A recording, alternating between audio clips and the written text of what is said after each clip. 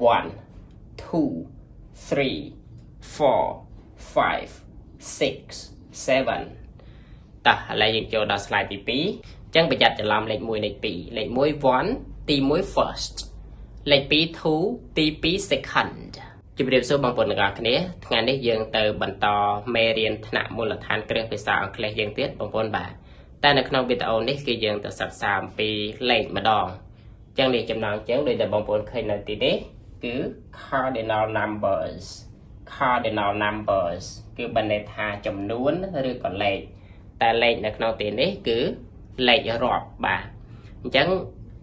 cardinal numbers ហ្នឹងគឺបានន័យថាលេខរាប់គឺយើងរាប់1 2 3ហ្នឹងថាជាភាសាអង់គ្លេសយើងរាប់ដូចម្ដេចហើយនឹងអានដូចម្ដេចហើយបន្ទាប់ពីបានមើលវីដេអូនេះហើយបងប្អូននឹងចេះរាប់លេខជាភាសាអង់គ្លេសតែម្ដងតោះឥឡូវយើងទៅសិក្សាមួយទាំងអស់គ្នានេះបងប្អូនមើលដំបូងនេះគឺ1គឺ1គឺលេខ1ហ្នឹងបងប្អូនបាទ1យើងអានបែបហ្នឹងចំណែកលេខ2គឺ2ប្រែថាលេខ2អញ្ចឹងបងប្អូនកុំភ្លេចអានតាមខ្ញុំណាបាទចំណែកលេខ3យើងអានថា3មុនអានថា3បងប្អូនរៀងចេញតាតិច3ប្រែថាលេខ3ចំណែកលេខ4យើងអានថា4មុនអានថា4ថ្មិញលើបបោមកខាងក្រោម4ប្រែថាលេខ4ចំណែកឯលេខ5គឺយើងអានថា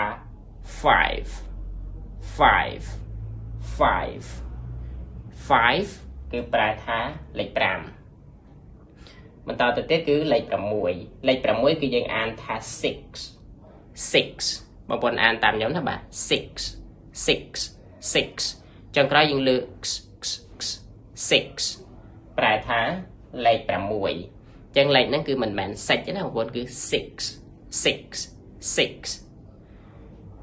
ចំណែកលេខ7គឺយើងអានថា7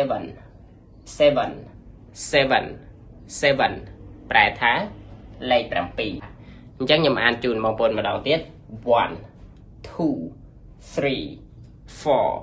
5 6 7តោះឥឡូវយើងចូលដល់ slide ទី2គឺចូលដល់លេខ8លេខ8យើងអានថា8អានតាមខ្ញុំណាបងប្អូន8ក្នុងលើកឮសំឡេង a 8គឺប្រែថាលេខ8អញ្ចឹងលេខហ្នឹងមិនមែន h មែនអញ្ចឹងណាគឺ8បាទលេខ9អានថា9បាទ9គឺលេខ9ចុះលេខ10យើងអានថា10អានចឹងណាបង10គឺប្រែថាលេខ10លេខ11យើងអាន11គឺប្រែថាលេខ11ចំណែកឯលេខ12យើងអាន12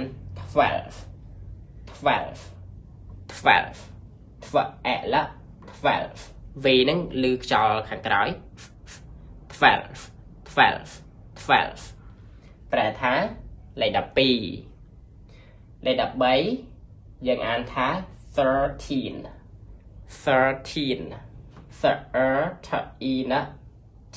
យើងអាន13មុនអាន13រៀងចេញតា13ប្រែថាលេខ13ចំណែកឯលេខ14យើងអានថា14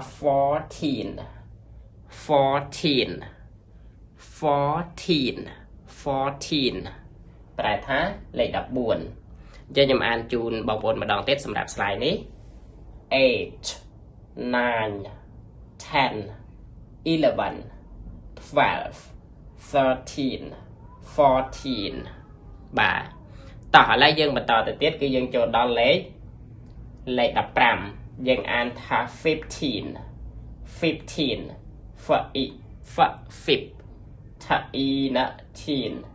15 15 ប្រែថាលេខ15អញ្ចឹងលេខ15មិន5 10ណាបងគឺ15លេខ16គឺយើងអានថា16អញ្ចឹងបងប្អូនអានតាមខ្ញុំ16ប្រែថាលេខ16ចំណែកលេខ17គឺយើងអានថា17យើងអាន17ប្រែថាលេខ17ចំណែកលេខ18យើងអានថា18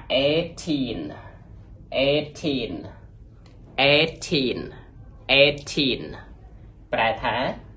លេខ18ចំណែកលេខ19យើងអាន19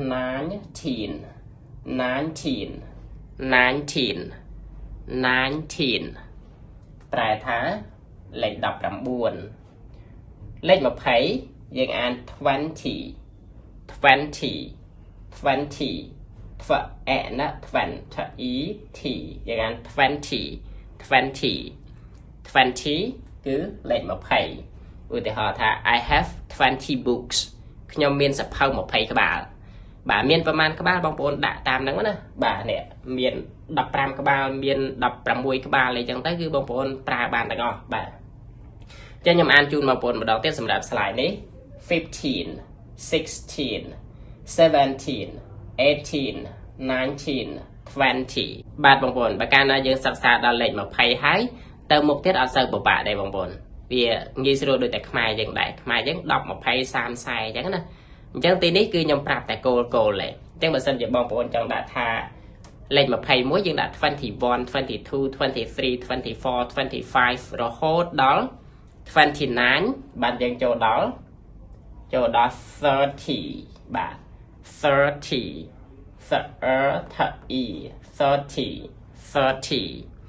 30គឺបានន័យថា30បាទអញ្ចឹងបើសិនជាបងប្អូនចង់រាប់បន្តទៅទៀតលេខ31លេខ32រហូតដល់លេខ39អញ្ចឹងណា31 32 33 34រហូតដល់39អដែលអញ្ចឹងទេដល់39បានយើងចូលលេខ40បងប្អូន40យើងអាន40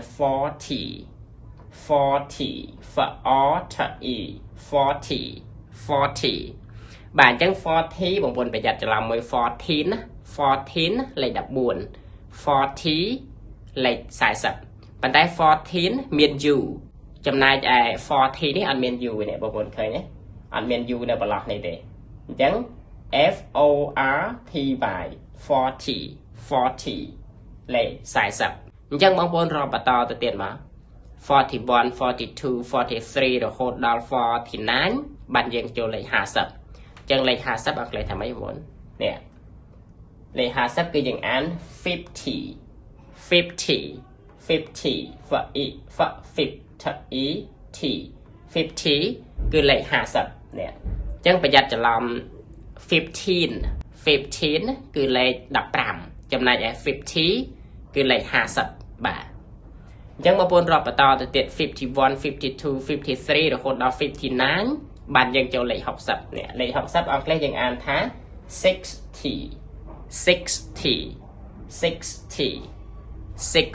ហ្នឹងគឺប្រែថាលេខ60បាទ60អញ្ចឹងបងប្អូនរាប់តទៀត61 62រហូតដល់69បានយើងចូលលេខ70បាទ70អង់គ្លេសយើងអានថា70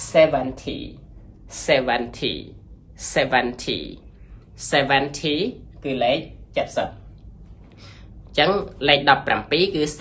17ចំណែកឯលេខ70នេះគឺ70ខុសគ្នា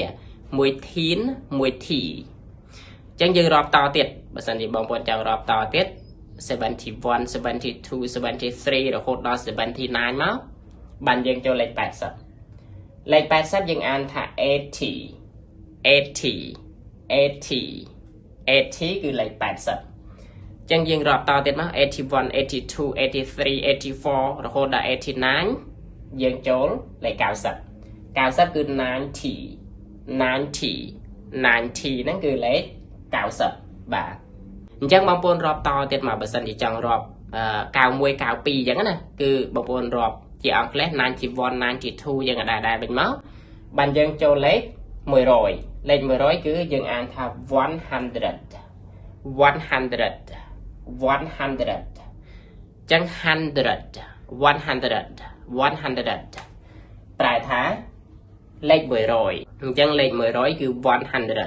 chắc bóng bồn miền vật thổ ấy 10 rồi cứ bóng bồn prai bạn nặng 100 ủa thì họ ta nhóm miền bệnh 10 rồi đào I have 100 pence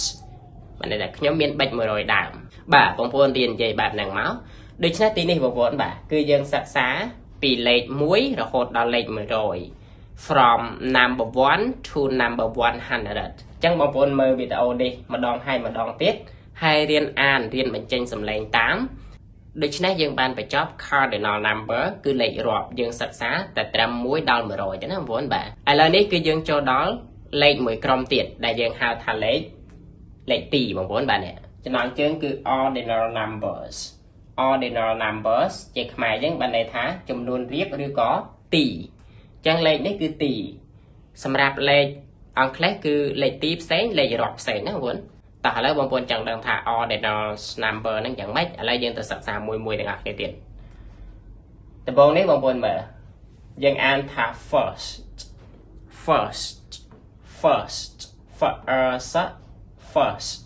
first cứ prai thá ti mũi bà chẳng bà ca na ti mũi bóng bồn khơi cho tôi xe lệch mũi hãy bên ST nơi phải chặt lệch mũi nó cứ bà này là ti mũi vậy chẳng ST này bạn nói về ná nè cứ bạn mà bị cái tôi rồi bó bị first nè để sao bị first phải cho tại đây ST nắng cứ do ST nắng do mà đạn nữ phải chặt lệnh mùi nắng dân khơi bạn nắng cái ti mùi vậy ta dân an thả first ưu tì họ thả cái này ti mùi chỉ phải sao khác dân này dễ thả today is first bà ngày này ti mùi chẳng á cho bà ti pí dân an second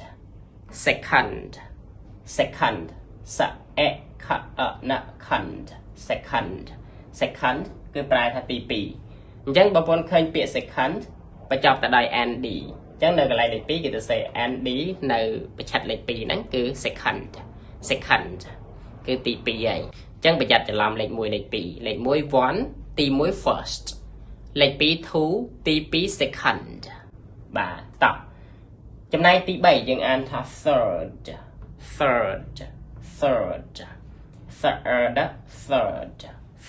ra thà tí 7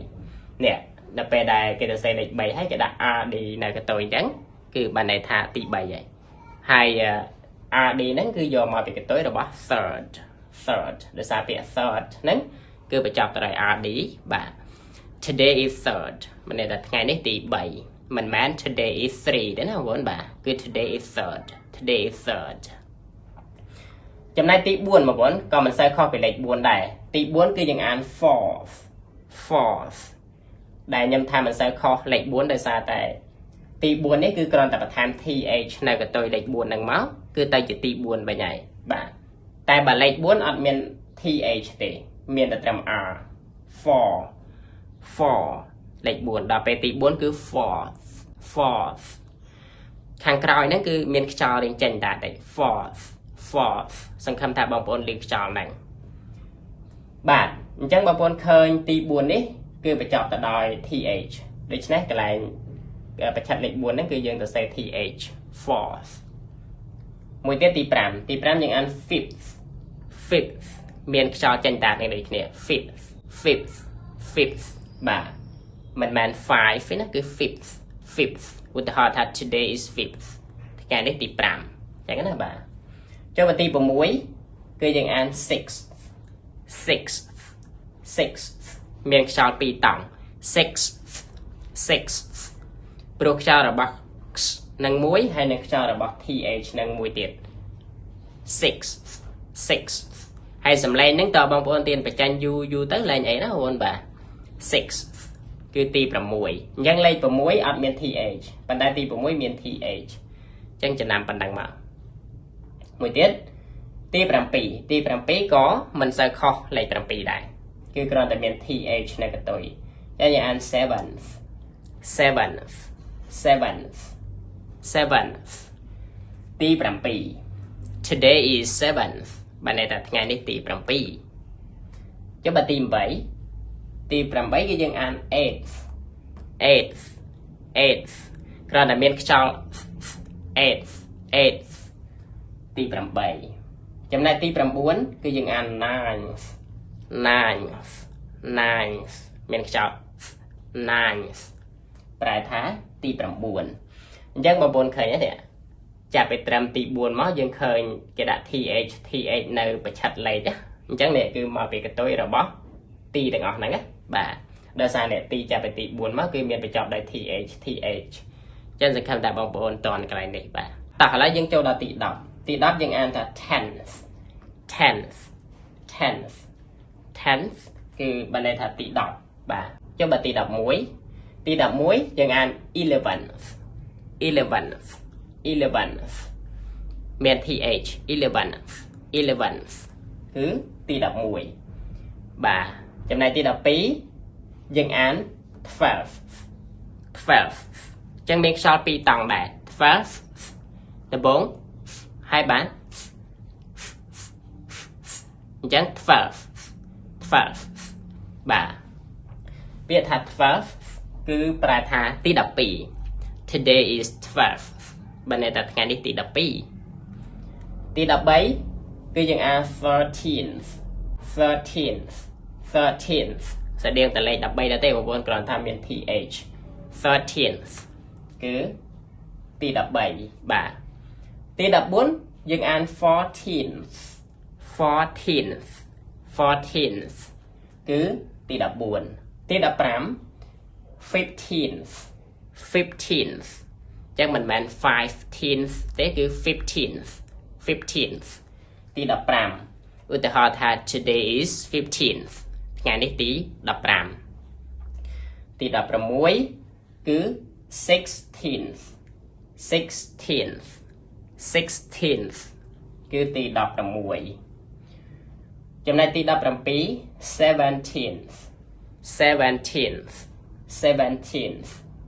17th គឺទី17ទី18 18th បាទគឺទី18ចុះបើទី19 19th គឺទី19បាទឥឡូវបងប្អូនមើលទី20វិញទី20យើងអាន 20th កន្លែង ie នេះសា e ហ៎បងប្អូនតែនឹងយើងលើ th 20th គឺទី20អញ្ចឹងទី20ប្រយ័ត្នច្រឡំលេខ20លេខ20គឺ20ចំណែកទី20គឺ 20th Today is 20th បានន័យថាថ្ងៃនេះទី20ហើយបាទអូខេឥឡូវយើងបានដល់ទី20ហើយឥឡូវយើងចូលដល់ទី21ទី21គឺយើងអានថា 21st អញ្ចឹងយើងដាក់20ហើយយកពាក្យ first មកដាក់មក 21st គឺទី21ប្រយ័ត្នច្រឡំលេខ21លេខ21គឺ21ទី21 21st ដល់ពេលគេទៅសេលេខ21ហើយគេដាក់ st រៀងប្រឆិតណាបងប្អូនបាទនៅរៀងប្រឆិតដូចយើងឃើញមុនមិញណាបងប្អូនបាទតែទីនេះរៀងធ្លាក់មកអញ្ចឹង 21st ទី22យើងដាក់ 22nd បាទអញ្ចឹងបើលេខ22 22ទី22 22nd គឺទី22ទី23គឺ 23rd គឺទី23បាទទី24 24th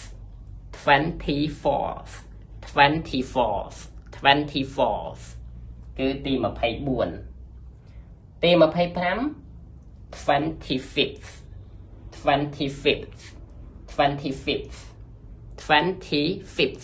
25th គឺទី25ចំណែកទី26គឺ 26th បាទ 26th គឺទី26បាទតោះ ចំណែកទី27 27th 27th 27th 27th គឺទី27ទី28 28th 28th 28th 28th 28th 28th គឺទី28ចំណែកទី29គឺ 29th 29th នេះទី29ទី30គឺ 30th 30th 30th 30th 30th គឺទី30អញ្ចឹងបញ្ជាក់ច្រឡំ30លេខ30ចំណែក 30th គឺទី30បាទចុះបើទី31វិញទី31គឺបងប្អូនប្រើ 31st 31st 31st ប្រយ័ត្នច្រឡំ31 31គឺលេខ31ចំណែក 31st គឺទី31បាទអញ្ចឹងសម្រាប់លេខទីនេះគឺយើងសិក្សាទៅត្រឹមទី31បងប្អូនបាទប៉ុន្តែលេខហ្នឹងមិនមែនអស់ត្រឹមទី31ហ្នឹងណាគឺមានតទៅមុខទៀតដូចគ្នាប៉ុន្តែទីនេះយើងសិក្សាត្រឹមទី31ដូច្នេះនៅក្នុងវីដេអូនេះគឺយើងបានសិក្សាទាំង cardinal numbers លេខរាប់ហើយនិង ordinal numbers គឺលេខទីគឺនៅក្នុងវីដេអូនេះបងប្អូនអញ្ចឹងបងប្អូនមើលវីដេអូនេះហើយព្យាយាមអានតាមព្យាយាមបញ្ចេញសំឡេងតាមហើយតន្ទិញលេខទាំងអស់ហ្នឹងមកដើម្បីងាយស្រួលប្រើប្រាស់ប្រចាំថ្ងៃអញ្ចឹងយើងជួបគ្នាប៉ុណ្ណេះសិនយើងនឹងជួបគ្នានៅវីដេអូក្រោយសូមជម្រាបលា